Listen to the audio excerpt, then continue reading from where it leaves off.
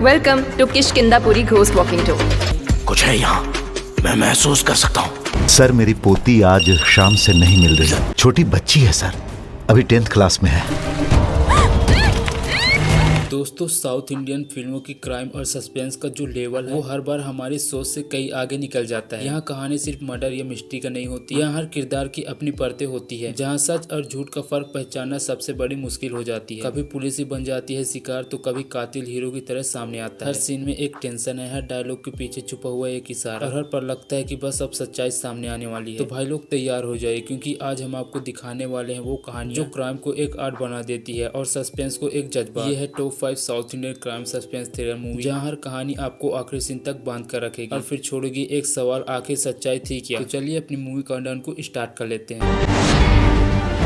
कहते हैं सच और इंसाफ के बीच की लड़ाई अदालत में नहीं, इंसान के जमीर के अंदर लड़ी जाती है। ये एक ऐसी वकील की कहानी है जो कानून की किताबों में नहीं, अपने जमीर के फैसले लेना चाहता है। वो एक ऐसा केस उठाता है जो उसके करियर का सबसे बड़ा मुकदमा बन जाता है, जहाँ हर सबूत, हर गवाह और हर सच अपने ही मतलब बदल लेता है। अतीत की एक गलती उसे आज के न्याय के कटघरे में खड़ा कर देती है। अब उसे तय करना है कि क्या सही है, कानून के हिसाब से या इंसानियत। जैसे जैसे केस आगे बढ़ता है, सवाल उठता है, क्या एक आदमी समाज को बदल सकता है या समाज ही उसे तोड़ देता है। एक इंटेंशन लीगल थ्राइज, जहाँ न्याय सिर्फ अदालत में नहीं, हर इंसान के भीतर दिया जाता है, क्योंकि कभी कभी सही फैसला वही होता है जो सबको गलत लगे। इस मुकदमा में द जजमेंट इसे 2024 में रिलीज किया गया था। इस मुकदमा आपको भाई कमाल की ड्रामा थ्रिलर देखने को मिलने वाली है। IMDb रेटिंग की बात करें तो अनिस को हाई रेटिंग दी भाई 10 में से 7.5 की, और इस मूवी को भाई आप प्राइम वीडियो के अंदर देख सकते हैं।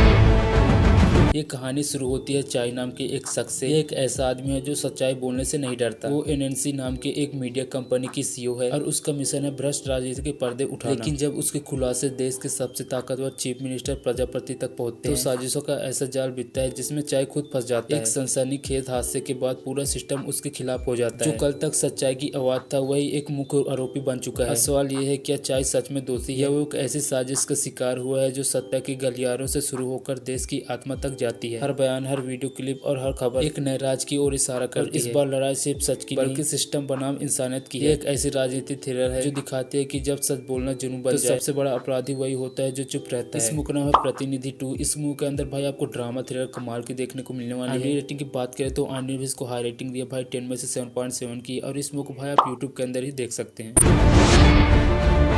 इस मूवी की कहानी शुरू होती है दो लोगों से, एक जो अपने हालात से लड़ रहा है और दूसरा जो हालात से जीतने की कोशिश में है। जहां एक ही घटना एक को हीरो बना देती है और दूसरे को विलन। एक दर्दनाक हादसा जहां सही और गलत की रेखा धुंधली हो जाती है, जहां इंसाफ और बदले के बीच की दीवार गिर जाती है। जैसे जैसे कहानी आगे बढ़ती है, हर किरदार की आंखों में दर्द दिखता है, हर डायलॉग में सच्चाई छिपी है, हर असला जिंदगी और मौत के बीच झूलता है। मूवी सिर्फ एक एक्शन ड्रामा नहीं, ये एक भावनात्मक टकराव, जहाँ हर इंसान अपने भीतर के अंधेरे से लड़ रहा है। आखिर में सवाल यही उठता है, क्या हालात इंसान को बुरा बनाते हैं या इंसान खुद हालात को बिगाड़ देता है। ये एक ऐसी कहानी है जो दिखाती है कि हीरो और विलन के बीच का फर्क सिर्फ दर्द भरे पल में मिट सकता है। इस मुकदमा में थाना इसे हाल ही में रिलीज किया गया भाई, ये भी 2025 की मूवी है। इस मूवी के अंदर आपको भाई कमाल की एक्शन सस्पेंस ड्रामा देखने को मिलने वाली है। रेटिंग की बात करें तो IMDb इसको हाई रेटिंग दिया भाई 10 में से 7.1 की, और इस मूवी को भाई देखने के लिए थोड़ा इंटरनेट का सहारा लेना पड़ेगा आपको।